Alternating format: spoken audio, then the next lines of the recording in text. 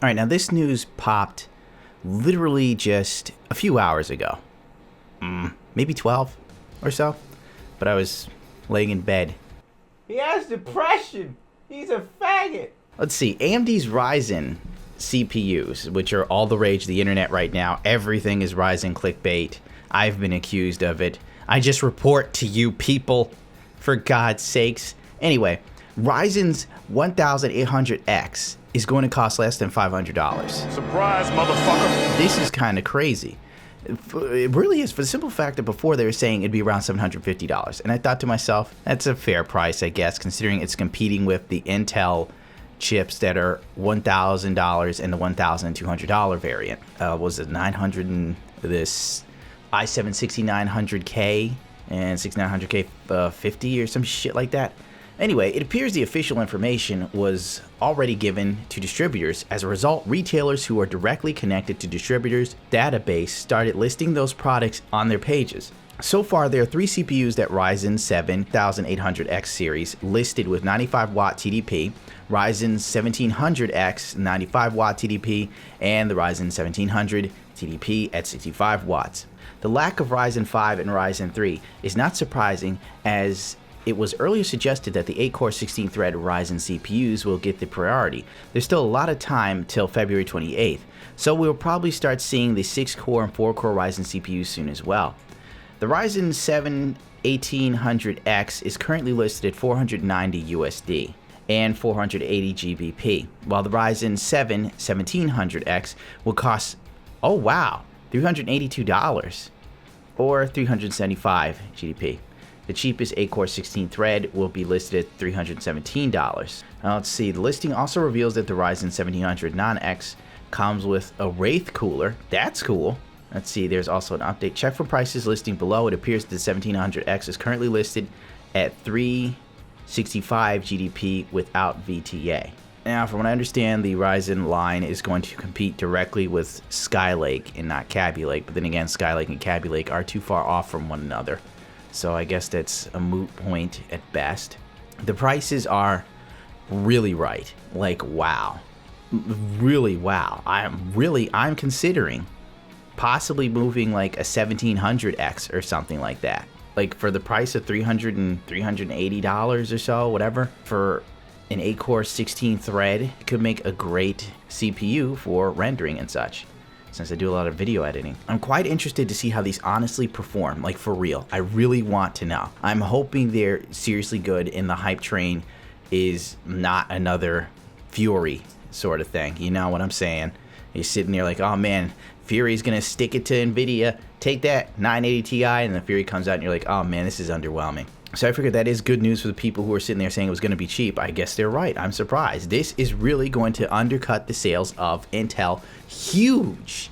Like really, it's a no-brainer. If this fucking CPU is as good as the Intel variant, $490, it's a no-brainer. Like I can see a lot of people making buying this CPU, buying any one of the CPUs that are launching. Each one is priced pretty damn well. Even if you can't get top of the line, you can still get damn close for a good price. I'm seriously considering a Ryzen build now, just to see how it would run, first of all, and 2, bitch, you better not be eating my shit, damn cat. I don't know, I'm excited for this. I'm also surprised by the price. I hope to God it's good, because the bang for the buck would be legendary. Now here's another little story. We'll make these short and sweet so as not to waste anybody's time. Bam, bam, bam. Next one. EVGA is hosting a live podcast on Twitch or whatever to promote their For the Win Edition 2 and Superclock 2 graphics cards. And if you've been paying attention, you probably remember the VRAM melting itself debacle. Fuck you, Gundam. It wasn't that bad. Jay's 2 cents said so. That could have been fixed just by using thermal pads. It's still good. Back in November of 2016, EVGA had problems on their hands. The company had a batch of GTX 10 series graphics cards that released with the ACX 3.0 cooling solution that they hailed as amazing and super and godlike, leave the warehouse missing thermal pads required to keep the power management hardware on its cards within reasonable temperature margins. To EVGA's credit, the company took the oversight seriously and instituted a set of solutions for consumers to select from, returning an RMAs and the BIOS that up the fan speed to try and circumvent this issue. But I did see that there were people that the fan speed still didn't help. And I think there's also a thing where they sent in thermal pads, or you can send back your card to have them put thermal pads on it for you.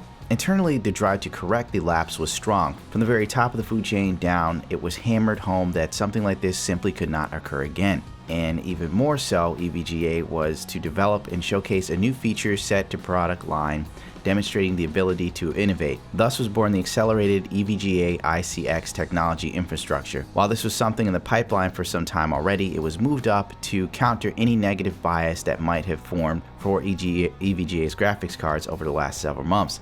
The goal was simple: prove that EVGA was the leader in graphics card design and prove that EVGA had learned from previous mistakes. For me personally, it's a cool design here, without a shadow of a doubt. But the thing is, and for a lot of people, it feels kind of like EVGA is still milking this generation of cards. I'm just reporting the sentiment that I've seen in the community. Previous issues aside, the creation of iCX technology is built around one simple question: is the GPU temperature sensor enough? For nearly all of today's graphics cards, cooling is based around the temperature of the GPU silicon itself, as measured by NVIDIA. For all EVGA cards, this is how a fan curve is built, how GPU clock speeds are handled, GPU boosts, how noise profiles created, and more. The premise of this, I guess I'm going to give a synopsis because I don't want this video to go on for like 40 minutes or so.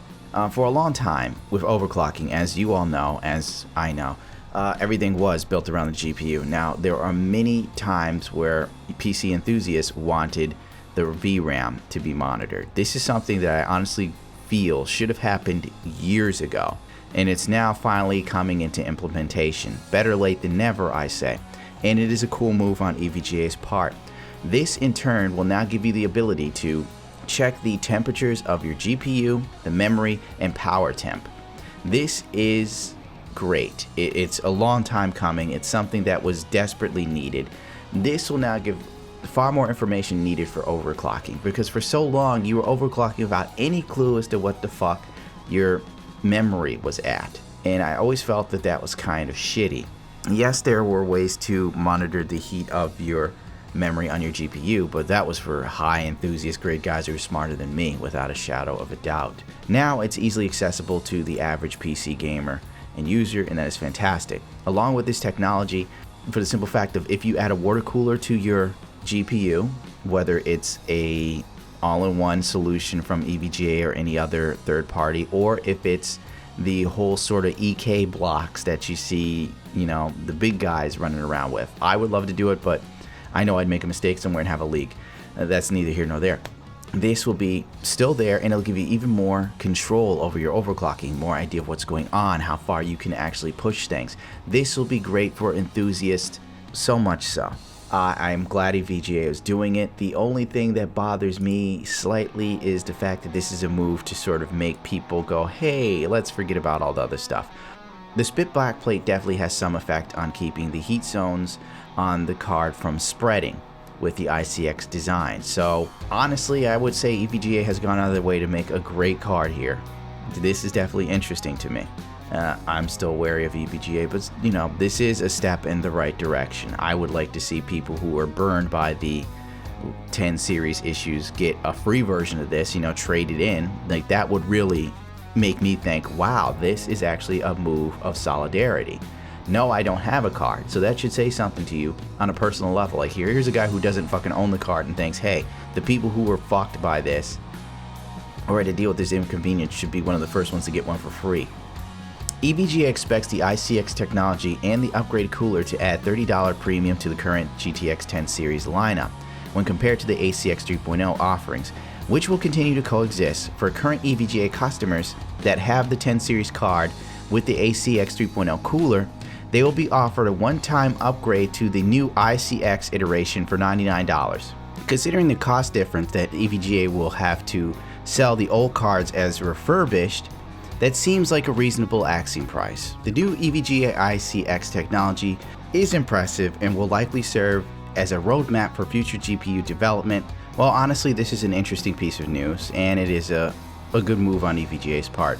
Now knowing that they've upgraded the ACX 3.0 and there will be no more VRAM issues when they also add in the card management and so on and so forth, I might have to hit up D-Girl and let her know about this, because I recall her buying one of these. So I'm going to let her know that if she trades it in, she'll be able to get one of these for $100 more. Let me get to that right now. Well, that's going to do it for me. Don't forget to rate, comment, subscribe. Thank you for... Well, actually, you know what? If you don't feel like rating, commenting, subscribing, fuck that. Don't. Feel free. I can't actually give more of a fuck than me. And adios, bichachos.